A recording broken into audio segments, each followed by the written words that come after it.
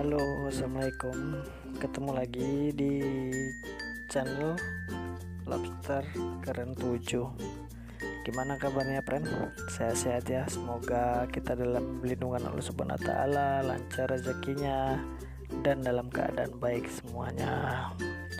Gini, friend, kita konten kali ini kita bahas tentang kolam terpal. Hari ini saya buat kolam terpal ukuran 2x1, friend. Saya ingin bahas tentang kolam-kolam terpal ini.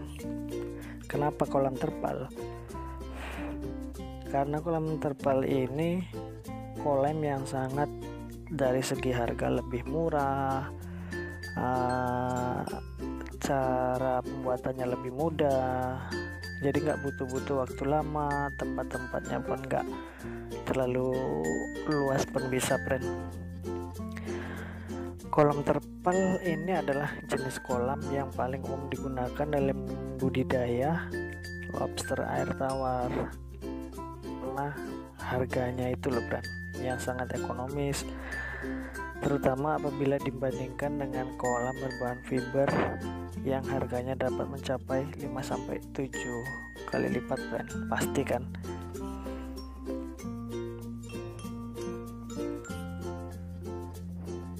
Beberapa budidaya ini, friend, juga menghabiskan kolam terpal sebagai kolam susun untuk penghematan lahan. Cukup dengan memberikan tambahan rangka besi siku sebagai rak penahannya.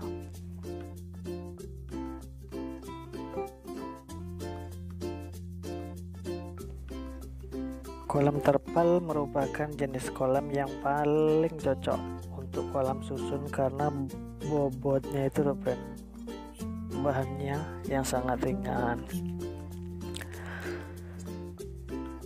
Asal teman-teman tahu ya, walaupun kolam terpal ini terhitung relatif murah untuk kelasnya, kolam terpal juga memiliki sisi kelemahan loh.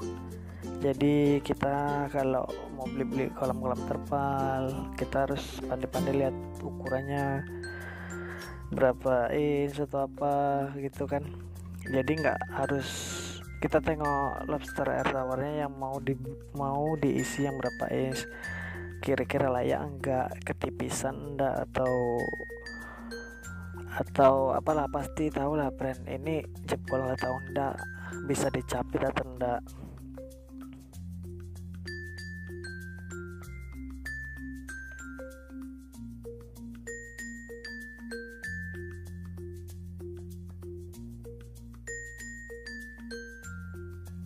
Kolam terpal inilah yang paling murah, friend, untuk kelas-kelasnya daripada kolam-kolam dari dari box kontainer, terus dari kolam-kolam semen. Inilah yang paling murahnya, friend.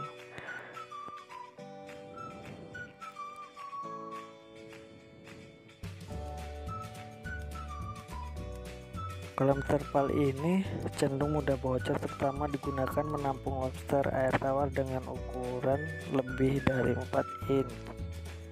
Karena lobster dengan usia tersebut sudah memiliki daya capit yang cukup kuat, minimal untuk menyobek terpal. Instalasi kolam terpal yang berkerut-kerut juga membuatnya rawan untuk dipanjat lobster. Ini sedikit cerita ya, friend.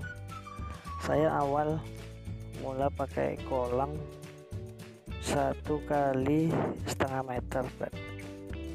Jadi karena saya ini nggak tahu, pada manjat semua, hilang, friend, banyak yang hilang. Jadi untuk friend-friend yang lain kalau mau budidaya lobster untuk pemula ini ya, usahakan terpalnya yang tinggi minimal 50 cm ya, friend, baru cocok. Nggak akan nggak akan manjat ya. Tapi jangan salah-salah ya, friend, terpal ini juga nggak biasanya sih, maaf, kolam terpal ini juga memiliki masa pakai umumnya, friend. Biasanya sekitar 3-5 tahun. Tapi itu juga tergantung penggunaan brand indoor atau outdoor. Kolam terpal juga membutuhkan waktu dan tenaga dalam stop pembuatan serta pemindahan. Hal ini menjadi bahan pertimbangan untuk mereka yang ingin memulai budidaya tanpa ingin repot memikirkan kolam dan fokus saja dalam pemeliharaan air.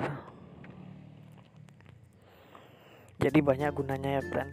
Kalau kolam terpal ini bisa juga untuk untuk pembibitan, untuk pembesaran, untuk macam-macam lah. Pokoknya kolam terpal ini serba bisa friend. Dari bisa diangkat, bisa untuk beternak, bisa untuk pembesaran, bisa untuk pembibitan.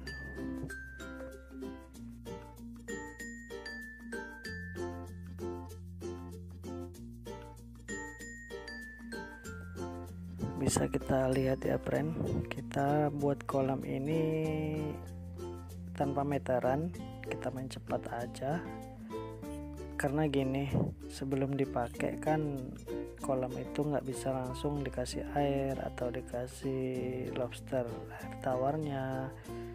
Jadi kita secepat mungkin kalau bisa pas saat mau digunakan kolam yang kita buat ini udah selesai, udah bisa dipakai. Setidaknya nanti kan entah beberapa hari dulu dikasih air, kan didiamkan dulu ya, minimal ya 4 hari sampai 1 mingguan lah friend. Mungkin yang mau kita pakai untuk pemulihan pH-nya, kita mungkin pakai daun ketapang sama daun pisang kering.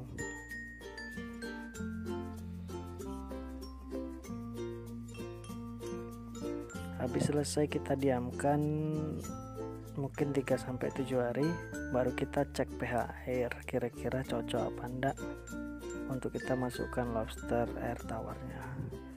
Biasanya yang lobster suka ini di pH 6 sampai 8 kalau nggak salah friend. Jadi memang kita betul-betul kasih angka itu untuk lobster air tawarnya.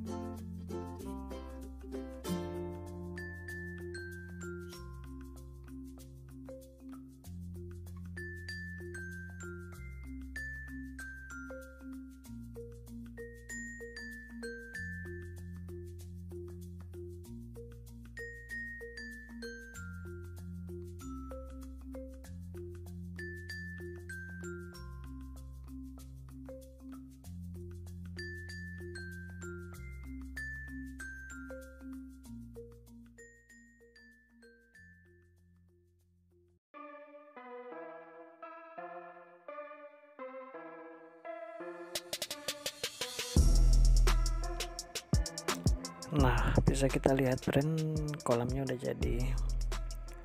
Ini posisinya tepat di dalam ruko.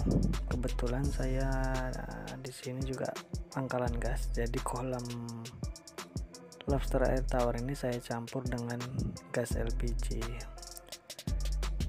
Itu mungkin kelebihan dari lobster air tawar friend. Nggak harus cari lokasi yang luas, yang lebar. Di dalam ruangan campur gas LPG pun bisa. Mungkin video selanjutnya ya friend, untuk selanjutnya kita coba isi air, terus kita cek pH airnya udah cocok apa belum. Pokoknya tunggu aja video selanjutnya biar kita tahu berapa pH-nya yang udah kita endapkan di kolam terpal baru kita ini. Jangan lupa nonton video kami berikutnya. Jangan lupa like, komen, yang terutama di share. Terima kasih semuanya. Sampai jumpa di konten berikutnya.